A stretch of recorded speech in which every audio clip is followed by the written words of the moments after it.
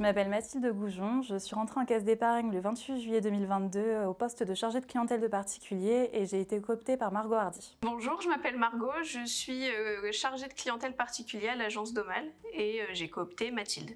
La cooptation, c'est le fait de recommander une tierce personne auprès de l'entreprise pour l'intégrer plus facilement au sein de cette structure. Ça peut être une personne qui vient du cercle privé comme du cercle professionnel d'une précédente relation.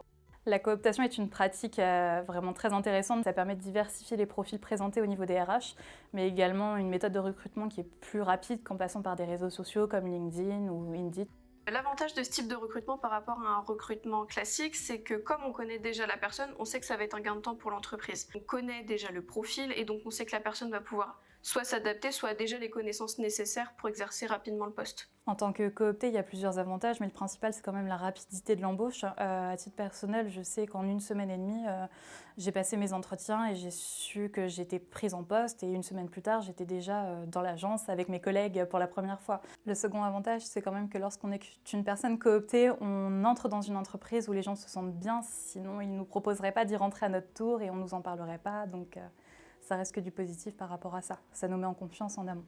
Si je devais encourager quelqu'un à coopter au sein de l'entreprise, je dirais que pour nous, déjà c'est un avantage financier, une prime tout simplement. Donc une prime versée une fois que le candidat est retenu et donc que la période d'essai va commencer, une prime de 300 € brut.